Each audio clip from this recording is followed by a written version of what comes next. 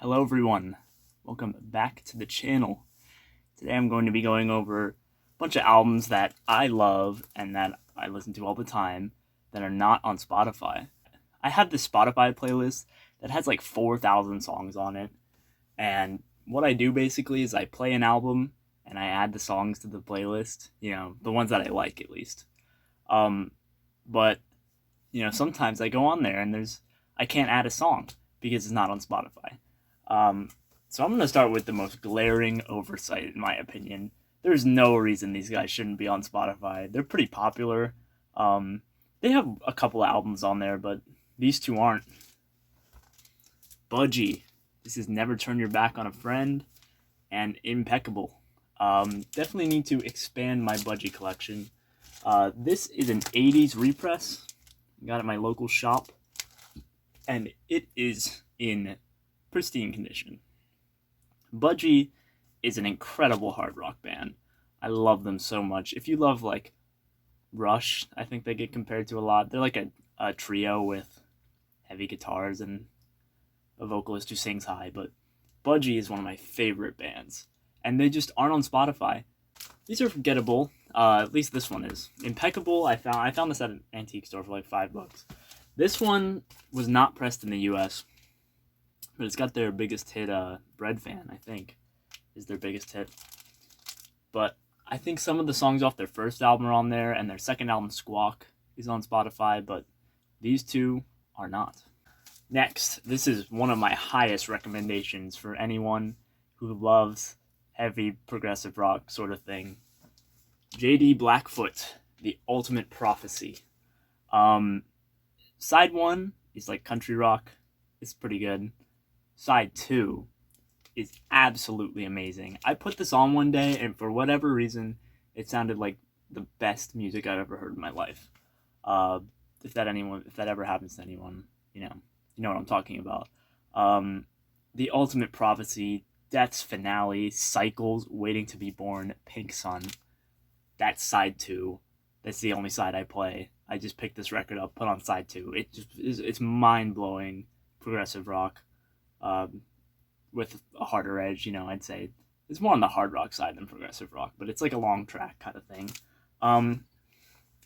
Yeah, this is one of my highest recommendations. This album is absolutely killer. I love this cover, all that stuff. You can find it on YouTube, but you can't find it on Spotify, which is a shame. Again, kind of strange because it's all these like major label releases that are just not on Spotify. Mercury Records is a big label. You feel like most of their catalog would be on there, but not JD Blackfoot. Another huge one that's just not. I think one of their songs is, but the rest of the album isn't. Frigid Pink. This is absolutely one of the most killer, cheap heat, psychedelic hard rock records you can get. You could probably get this for $10, like easily. They have a big hit with House of the Rising Sun. I do hear that on the radio sometimes, which kind of blows my mind. But yeah, it's a fantastic version. I love Crying Shame, Driving Blues, Tell Me Why, End of the Line. This is just a great album. But the only song on this album that's on Spotify is House of the Rising Sun. The rest of them are not. There is versions that they did, I think, later in the 80s or 90s that are on Spotify, but not the original versions on the album, which is very unfortunate. This next one was on Spotify, and then I looked to add the songs to my playlist, and it was just gone. I hate when that happens. This is The Moon Without Earth. This is a killer pop psych album. It's great. I love this album. It features David Marks from the Beach Boys, actually. Really good. It's on Imperial, one of my highest recommendations. Go listen to this. The Moon Without Earth. Next one, Mick Farren, Mona, and the Carnivorous Circus. This album is weird. I can get why this isn't on Spotify, although it is on Transatlantic, which is a bit of a bigger label. I paid like $20 for this on eBay. Pretty much got a steal. It's got weird spoken word things by like the Hells Angels, some sort of interview. But it's got some pretty hard rockin' riffs on it, and it's just a great album. If you like the Deviants, Mick Farren was a member of the Deviants, and this is kind of like, sounds like their fourth album, is what I've heard, which I don't own any of the Deviant stuff, but I'd love to get it. But yeah, Deviants is on Spotify, but Mick Farren is not, which is really a shame. This one is a bit surprising. I don't know if they added it to Spotify or whatever, but Puzzle by the Mandrake Memorial is a super clean promo stamp copy on Poppy with the insert and everything. Got a pretty good steal on this, if you can see the condition there. But yeah, this is a really zony, psychedelic sort of thing. A great listen. I haven't put it on in a long time. It's got the MC Escher type cover, but yeah, not on Spotify. This one I can understand why it's not on Spotify. I was hoping when they reissued it that they would add it to Spotify, but unfortunately they did not. This is Granny by Granny. Now, I found this album on YouTube. This one, for whatever reason, just gets recommended to people who are listening to this kind of music in this circle. It's sort of like a progressive rock, hard rock type thing, as a lot of these are. But this was privately pressed. I think 99 copies were made originally. And this is the reissue that came out last year, I believe. It was either last year or 2 years ago. This is a great reissue of this, by the way. It's got this sort of a die-cut cover on this like thick cardboard with the whole gatefold thing. But this album is great. I highly recommend you search the YouTube video up of the album. For me, there's kind of a standout with the track Leaving. It's just great. It's like way too good for a private press record. They opened for bands like the Groundhogs, I think, in the UK, and maybe Black Sabbath even. But all their gear got stolen and they just kind of had to stop. But this was done on Sealy Court in the UK. It was not a cheap reissue to get here in the States, but it was definitely worth it when I bought it. I was very pleased with it. And a great album. This is Road by Road, featuring Noel Redding of the Jimi Hendrix Experience. On bass here, this is some like killer wah-wah guitar hard rock. Again, you know. Yeah, it's on Natural Resources, sort of a strange label. But yeah, this is a really clean original copy I got. And it's really a shame because I would probably end up listening to the album more if it was on Spotify, in a weird way. I love when a song just comes on a playlist and I haven't heard it in forever, and it just makes me go into my collection and dig the record out and hear the whole thing. But this hasn't gotten that many spins in my collection, to be honest with you. And I really wish that I could just like pick a song on Spotify one day when I'm driving and just put it on and give it a listen and then come home and want to hear the whole thing, but I don't because it's not on Spotify. This next one, again, private press. I can understand why it's not, but oddly enough, their live album is Truth and Janie, No Rest for the Wicked. This is an amazing album. If you've got $700, you can buy an original. Honestly, I like the live album more than this. I think Truth and Janie Erupts is better than the album No Rest for the Wicked. I mean, they pretty much do all the songs, and it's just a little bit more raw and heavy, you know, and I love that.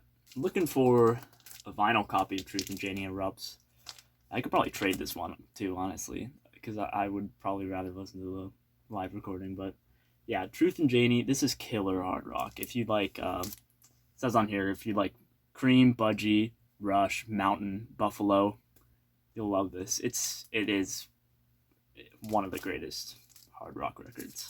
Another great hard rock record, Green Bullfrog. I think the song Bullfrog is on Spotify, but nothing else. Again, this is a great album. It features Richie Blackmore and Ian Pace and members of Deep Purple, the singer from the band Jodo. He's on this album. This could be got in the US for like $40 maybe. But this is killer hard rock too. It's really great.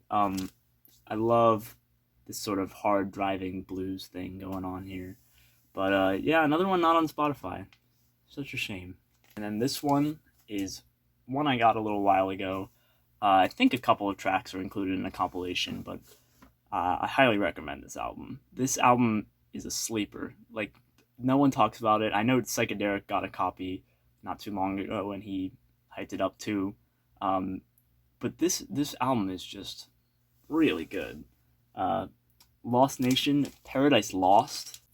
Yeah, a couple of the tracks are hidden in some comp if you go digging in Spotify. It's really hard to find those tracks on Spotify. Yeah, this is a great, like, organ-led, psychedelic, progressive leaning, but with a harder edge type record. You can get it for probably $20 or $30. It came out on Rare Earth. Yeah, this is great stuff. If you can find a copy, definitely pick it up. And I recommend just giving it a listen on YouTube. I think some of the band members are in the comments of the YouTube video that has this. But yeah, this is, I very, very much enjoy this record. This one really, really bothered me for the longest time. This one, I think 3 or 4 of the songs are on Spotify. So it's a bit better, but this album is just so, like, well-known and well-loved. Moby Grape by Moby Grape. Self-titled first release. This is one of the first sort of psychedelic albums I got into. It's more of like a folk rock album. It had some maybe psychedelic moments, but not really. San Francisco band, they are just wonderful. I love the Moby Grape.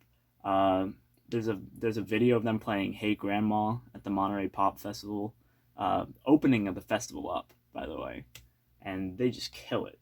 And it's the first track on this album. It features Skip Spence here next to the flag, who went on to record an album called Ore under Alexander Spence, I think, which is like one of the rarest albums on Columbia Records. This one you can get for $20 or less, and it's just amazing. This is the uncensored first cover with the middle finger and the red flag, which they just had to censor because it's so foul. And finally, for the last one, this is one I got not that long ago, and it's probably featured in like 2 videos back by the time this video comes out.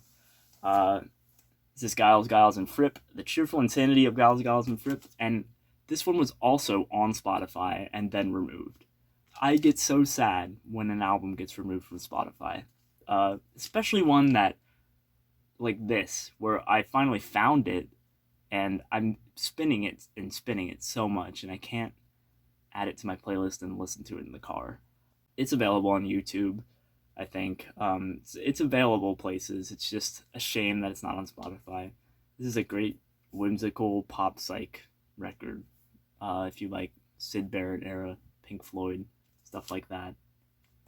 It's good stuff. On Duran, which is again a major label, and most of the stuff on Duran is on Spotify. Even some of the obscurities on Duran are on Spotify, but this one isn't. Probably has to do with some of the publishing credits, and maybe Fripp didn't want it on Spotify or whatever. These were the guys from King Crimson, all that stuff. Yeah, great album. Shame that's not on Spotify, because I'd be queuing these up in the car all the time. Yeah, that's about all that I could think of that weren't on Spotify. I think I have a few more probably, but yeah, let me know some albums that are on Spotify that you love to listen to. Yeah, thanks for watching. This video was from an idea from a comment that I'll definitely put in the beginning, because I can't remember his name right now. Thank you so much for this idea. I think it's great. So yeah, let me know what albums aren't on Spotify, and catch you next time.